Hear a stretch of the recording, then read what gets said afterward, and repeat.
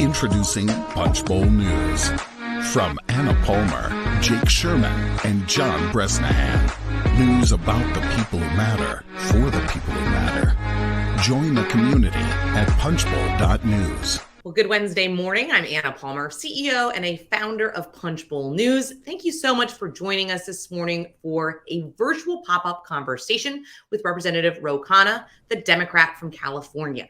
Today's conversation, in addition to a few news of the day questions, is going to focus on cybersecurity, something the congressman is very passionate about. We're also going to talk about the importance of privacy and security when it comes to all forms of technology. A big thank you to Trusted Future for making this conversation possible. As always, just a quick reminder, you can find Punchbowl News on all social media platforms at Punchbowl News. You can tweet or share about this conversation. We'd really appreciate that as well. And with that, I'd like to welcome Mr. Khanna to the virtual stage. Congressman Khanna, thank you so much for joining us this morning. Thank you for having me. Really appreciate it. I appreciate it. In the car, always on the move, Congressman. So we'll try to get through this and get you back to your day. But I want to start out, as we always do, on some news of the day. Punchbowl News this morning in our AM newsletter broke some news that Speaker Nancy Pelosi is working with some members of her leadership team to come up with a plan to ban stock trading rather by members of Congress. You're a member of Congress. You actively trade. I looked it up this morning. What's your reaction to this effort, and do you think it's necessary? I strongly support it. I don't trade stocks personally. I support the stock ban. My wife has assets prior to marriage that are in a trust that we disclose. She doesn't actively trade, but I support whatever ban the speaker comes up with, and the strongest ban possible, and obviously would comply. Great. Let's shift to Russia. All eyes right now are on the possible invasion of Ukraine. But there's also a big concern about Russian cyber warfare. Can you put some detail on that for us? What is Russia capable of? What should corporations be worried about? What should the government be worried about? Well, first we start with Putin's aggression on Ukraine is totally immoral, unjustified, illegal. There is absolutely no justification for it. President Biden, I think, has taken the appropriate steps by saying that there will be crippling sanctions. And our government is prepared also for potential cyber attacks. And they know that those cyber attacks will be considered, if traced to Russia, acts of aggression that will be met with the United States response. And so I think the president is handling it very well. At the same time, he's trying diplomacy to de-escalate. But one of the things that is always a challenge is Russia's ability to target our private companies or critical infrastructure. And that's why it's critical that they coordinate the national security agencies with private companies. And I believe that they are doing that. The U.S. is also sending hundreds of millions of dollars in lethal aid, with potentially billions more. There's talks of ramping up the defense budget, something I believe you've been, critical of. Is that something you support in terms of this kind of aid, this money going to Russia in terms of, or to the Ukraine rather, or to Europe to fight off what is a potential invasion? I believe what President Obama did was correct. He provided some support, but he did not provide lethal aid. Because he thought that was unnecessarily escalating the situation, that it may actually drive further conflict. And one thing we have to be careful of is our biggest challenge in the 21st century is the rise of China, 4 times almost our population. The last thing we want to do is to push Putin and China closer. So we have to be clear, unambiguous. Putin's in the wrong. There's no justification for what he does, but the steps shouldn't draw us into another endless war or conflict and weaken our resolve in competing with China. All right, let's dive a little deeper on the topic of the day, cybersecurity. You have a new book out on this, Dignity in the Digital Age, giving you a plug. I'm sure you can buy it on anywhere you can buy books. What is your goal with the book? Well, the book says that we have $11 trillion of market cap in my district and the surrounding areas, 40% increase during the pandemic. A lot of people in this country have been left out of the modern economy and wealth generation. And to have dignity in the digital age means 2 things. One, every community should have the opportunity to produce wealth That doesn't mean become a software coder or tech job in that sense. It means also manufacturing jobs like Intel is doing in Ohio. It means new retail jobs. But we need to create opportunities in the modern economy for communities left out. And we need to create opportunities for equal citizenship. And the digital architecture shouldn't simply be designed by folks in Silicon Valley. And that's the thesis of the book. It's a little bit more of an optimistic approach, right? Oftentimes right now the coverage and the politics around tech is kind of beating up tech. It's very negative. This is a lot about digital prosperity for all. Are you optimistic? Am I right on that read? Well, it's optimistic and also calls for much stricter regulation, but partly it's just realistic. We're going to have 25 million digital jobs by 2025. And the question is, do you want GM making cars which are somewhat computers on wheels? Do you want those jobs to be in Silicon Valley, or should those jobs be in Michigan? Should the access to these extraordinarily high-paying jobs be in every community? And I believe they should, and that communities should have access to modern prosperity. So it's calling for decentralizing tech, but it's also calling for strong privacy regulations, strong antitrust regulations, and rethinking the social media's obligations to children and consumer protection. I want to talk about the Competes Act. You mentioned China, obviously on the minds of a lot of folks right now. This was a massive piece of legislation that is going to have a big impact on America, certainly on Silicon Valley, where you represent. Can you talk about the impact of a bill like that and what it would have on the U.S., in terms of what is the good that it does and where might it fall short? Well, the Competes Act is extraordinary. I mean, we are already seeing the impact that it has the CHIPS Act, which would be $52 billion for semiconductor manufacturing in this country. And I think that's one of the reasons, in anticipation of that Intel is announcing this new plan in Ohio. The Intel CEO in my district says it's a new nationalism when he goes there, a new enthusiasm. 3,000 manufacturing jobs, 7,000 construction jobs. More generally, we're going to be investing in the new productive capacity across new industries, whether that's semiconductors, whether it's clean technology, whether it's in AI, whether it's in quantum computing. The important thing, and where Competes is different, is two areas. One is the highest increase in science and technology since the Kennedy years. That's just factual. Two, it's not just focused on theoretical invention. Look, America didn't invent the jet engine, and we didn't just simply invent the automobile, but we figured out how to mass produce it. And what the Competes Act is saying is the NSF and agencies need to be funding the production in this country as well, the mass production, not just the invention. And as far as that, obviously a massive amount of money that is going towards this bill that's going to have to be reconciled with what happened in the Senate. Are there areas that you're concerned about that there was massive differences between the Senate and the House bills where you think things could potentially fall out of that, what the final package is? I hope they don't cut the funding for CHIPS, and I hope they don't cut the funding for tech hubs or the tech directorate. The endless frontiers and CHIPS are the two sort of pillars of the bill. I don't anticipate they will, because the speaker is on board with it. The president wants it. He ran on this. Senate Majority Leader Schumer is on board with it. And usually when you get the three of them agreeing on something, it tends to work out. Can you talk at all about timing? There's been some idea that maybe the backstop of this is Memorial Day. Any kind of future looking in terms of when this might actually become law? I'm hoping as soon as possible, because the sooner we do it, the more we incentivize semiconductor manufacturing. And that's one of the big challenges on inflation. I mean, one of the reasons we were hit with inflation is that we were relying on these semiconductors from Taiwan, from South Korea. COVID happened, shipping became more challenging. It's directly related to the car prices going up. So the need is urgent. Obviously, Memorial Day, I think, is a realistic end date, but I'm hoping we can get it done sooner. Of the things that maybe didn't make it, what's next, right? I mean, there's always kind of the future that people are looking towards when it comes to these kinds of bills. Are there areas that you think both Republicans and Democrats, because this has been one of the few areas in general where you have seen some Republicans and Democrats work together on this issue?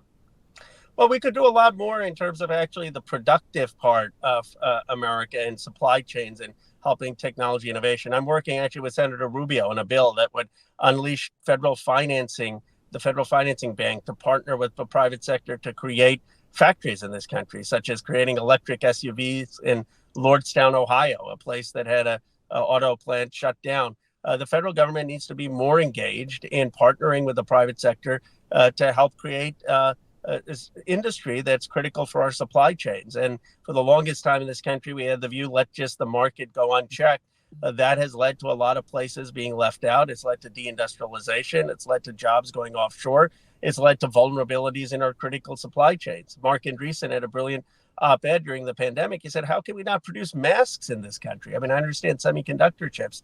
So there's bipartisan, I think, consensus that we need to reinvest in the productive capacity of America. You've talked a lot also about cyber literacy. It's something that, when I talk to folks downtown or the industries that you're talking about, the companies, one of the challenges sometimes is that members of Congress themselves aren't actually as steeped in these issues as technology moves forward. What more needs to be done when it comes to this cyber literacy, not just on Capitol Hill, but maybe in the country?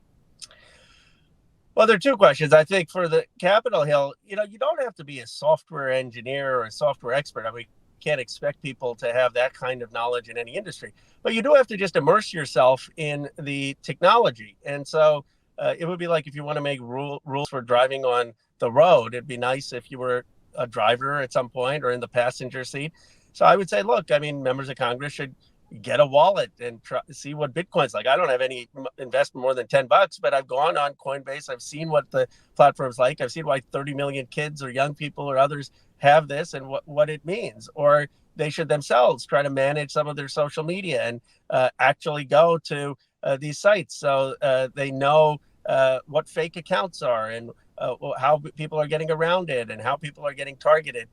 And I would just say that immersion. In terms of more generally, I was talking to someone yesterday who said that their father, is 80-some years old, a veteran, and needed to get veterans benefits, and it required a code on their smartphone.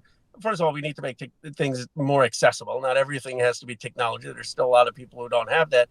But I think libraries could be a great place to have basic digital classes so that people feel control over technology. One of the central ideas in the book is that we're losing a sense of agency. We feel like technology is taking over our lives economically as citizens with misinformation, and we've got to restore people's control over the technology as opposed to technology controlling them. On that issue, I mean, one of the issue Democrats, if you look at kind of the surveys and polls, they're struggling with is this belief that they've lost trust in the economy. How do you see tech jobs and other opportunities potentially to change that? Or how do Democrats change that narrative, particularly going into the 2022 midterms? Well, we need to talk not just about fairness, but about wealth generation. My district, the polling is about 70% of young people are optimistic about America because they think the world is their oyster. They're going to go build new companies and create wealth. We are, as a party, very good about talking about fairness, which is so important. Everyone needs healthcare. Everyone needs education. But people in this country are aspirational. They have pride. Cleveland used to be the Silicon Valley of the 20th century. The Democrats need to say, we have a vision for the new job creation, the new wealth generation. Donald Trump talked about it, but he was offering a vision that was old. That's not working. We have a vision of how your communities can prosper and how your kids don't have to leave their hometown to do so. And I think if we're more aspirational, if we're more patriotic, if we're more hopeful, that will go a long way. I mean, if you look at every Democratic speech, half of them are all the things that are wrong with America. Well, there's a lot that's great about America, and we ought to champion that. We have to be hopeful. People don't respond to leaders saying, well, America is doomed. America is going to be, where's our democracy going? No, we've had plenty of harder challenges in this country. The people who fought World War II, that was harder. Civil War, much harder. Civil rights struggles of John Lewis and Dr. King, significantly harder. We have inherited and been the beneficiaries of a lot of hard work and sacrifice. We need to toughen up and say, we're going to lead America to the next great chapter. You talk about that next chapter.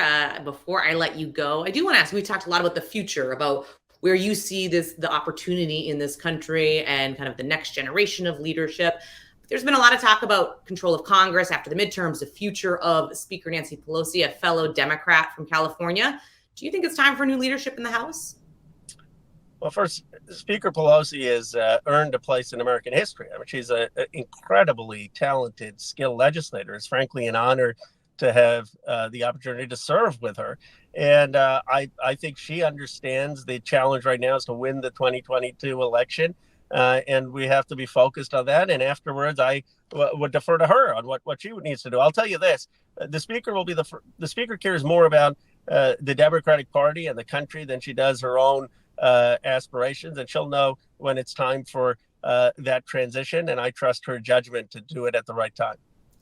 All right. Well, Mr. Khanna, thank you so much for taking time with us this morning, and a happy birthday to your wife. I'll let you get on with your day. But again, thanks so much for joining us.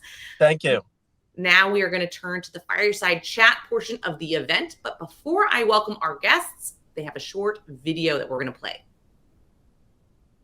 We're living at the greatest point in human history. We've created supercomputers that fit in our pockets. We've built networks that transmit libraries of information instantly. We've written software that can understand how we think. And with those things, we're living longer, healthier lives. We're driving breakthrough climate solutions. We're enabling people to do what was previously impossible. And we're making America more connected and inclusive. But we will never reach our potential if people can't trust the tools that make it possible. We have to work together to ensure that our digital ecosystem is responsible, inclusive, innovative, and trusted. Across our software, hardware, platforms, and services. Let's work together to realize humanity's potential. Let's work toward a trusted future.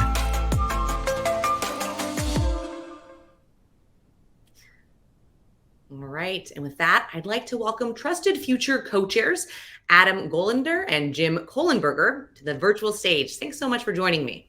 Well, good morning, and thanks for having us. Thanks for having us. Good to be here. Of course. Well, first things first, Jim, I want to turn to you. Trusted Future sponsoring this event, recently launched. Can you share with us the goal of the organization? Yeah, so Trusted Future is a new think tank focused on really advancing a more trusted digital ecosystem, one that's more responsible, inclusive, innovative, and especially trusted.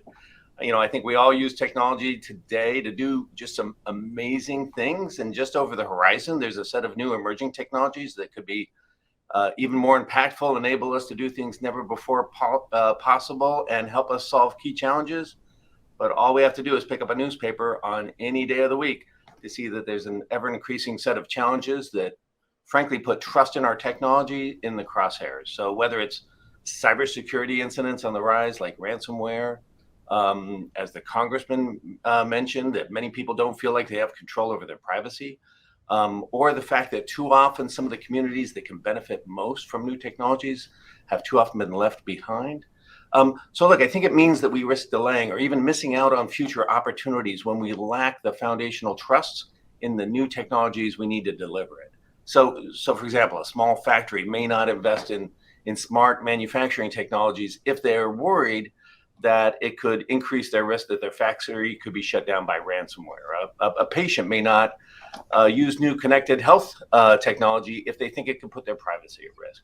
A parent may not take advantage of a new learning app for their kids if they can't trust that they'll be safe from bad actors. And an entrepreneur from a historically disenfranchised community may not feel comfortable incorporating AI into their next new thing unless they feel like they can trust that AI has been designed inclusively or without bias. So we've come together around 4 foundational issues to elevate a more trusted future.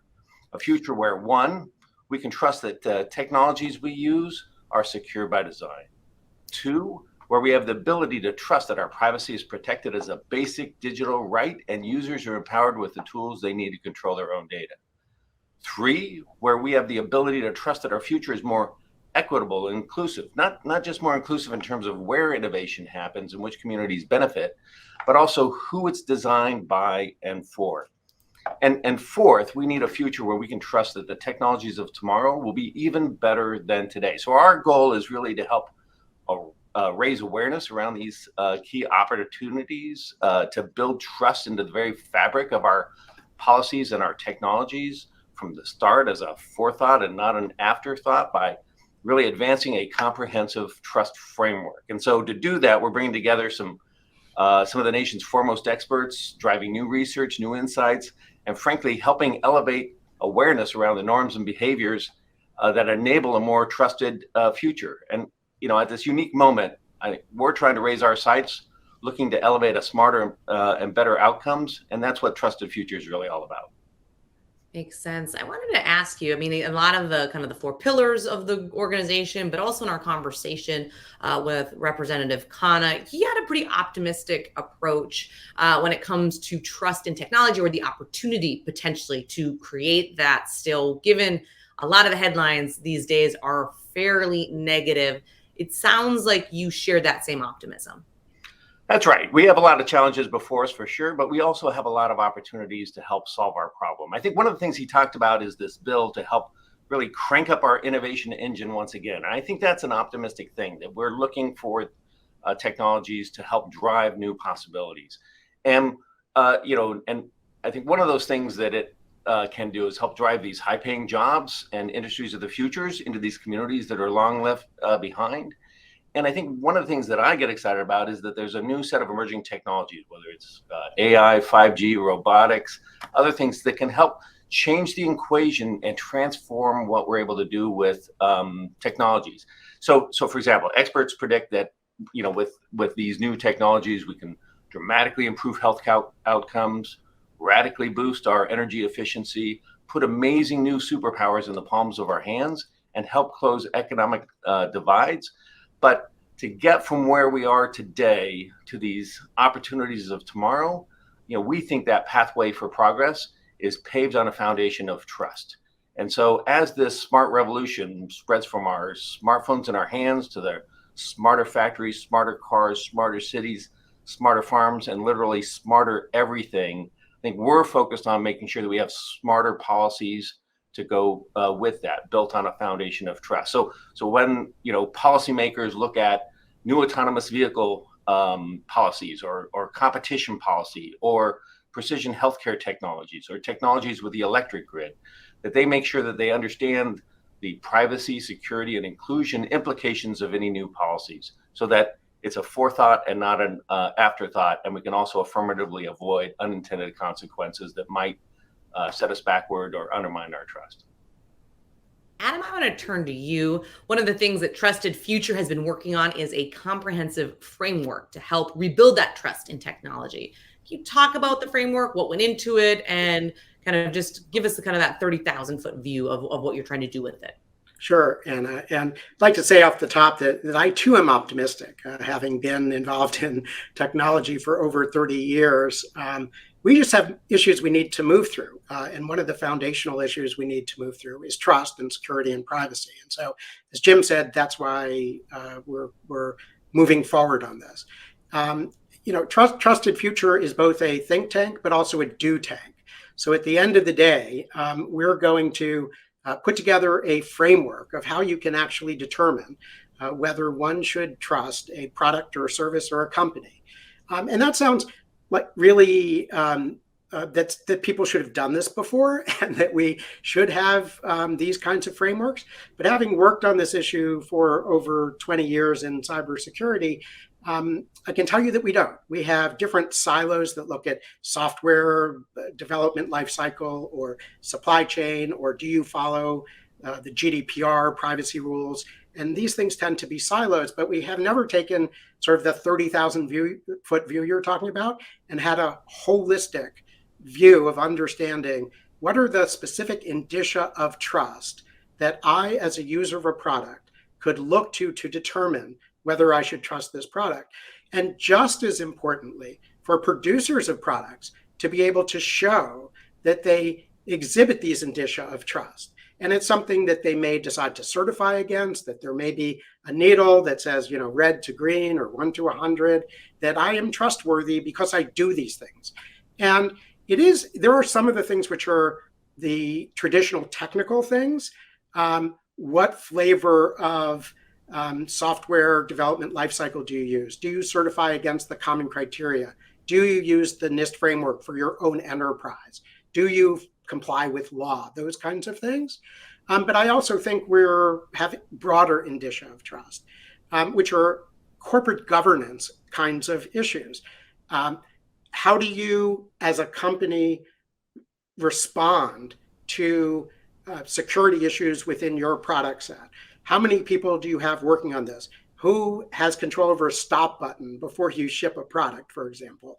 What are your external relationships with other companies, with governments?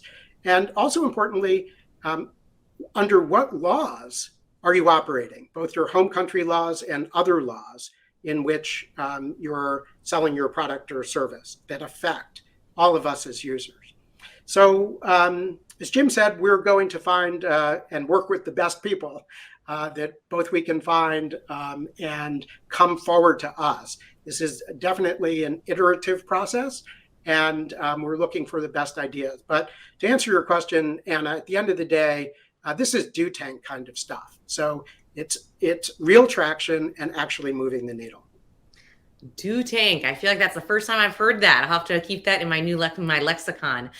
Before we wrap up here, I do want to ask you about cyber literacy. It's something we talked to the congressman about. He kind of addressed it from both the Capitol Hill perspective as well as just the kind of perspective of what needs to happen across the country, whether that's literacy workshops at libraries. Would be very interested in your take on that as well.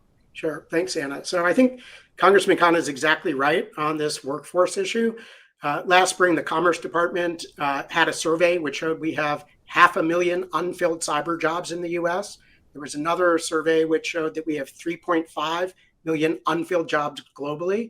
And something here that is important to understand is that, a lot of people grow up to be cybersecurity operators by actually doing cybersecurity. It's something where you get a PhD in actual cyber operations on the defensive side of learning how to do it by doing it. So that's an additional reason why this cyber workforce issue is so important. You can go to school for it, but it's also the school of hard knocks because this stuff is really difficult. The other thing with regard to policymakers is, look, cyber is complex, it's global, it's highly technical, but surprisingly, it's also very delicate. These are a set of actors, and you and Representative Khanna talked about what's happening in the Ukraine right now. And there was the White House and Ann Neuberger, Deputy National Security Advisor, went over there because of concerns about attacks on the electric grid and communications networks, governments. And there's this dance that goes on. It's a game of cat and mouse between good guys and bad guys and product producers and having holes and plugging holes. It's completely dynamic.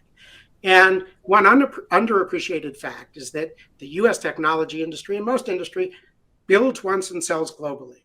And they do that. You can have 56 different versions of a product. And what that means is you focus on driving innovation and security into that product.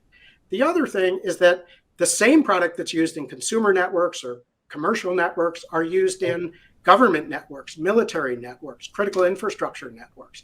And so you have to be very careful as a policymaker if you're going to do anything that touches the design or development of a product, not to sort of, mess with it because it affects everything. Security is something that needs to be baked in.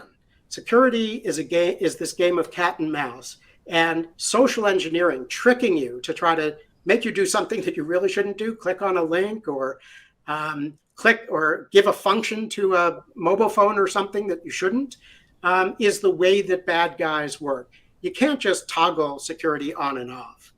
And, you really shouldn't have to be a chief information security officer, a CISO, to secure your device or to work a network. This is something that needs security baked in so that it just works. So, my dad was a doctor, and he lived by this thing called the Hippocratic Oath. And the first thing is do no harm. And I think that applies here because all of this stuff is so really delicate and meaningful. And so that means if you're a policymaker, making sure that you don't do anything that really affirmatively could predictably undermine security. I mean, there have probably been 100 bills to increase security, but you have to make sure as you're doing that, and you certainly don't want to undermine security.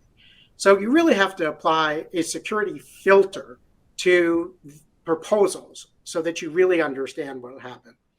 For example, there are some competition privacy bills, policy bills, which are on the Hill.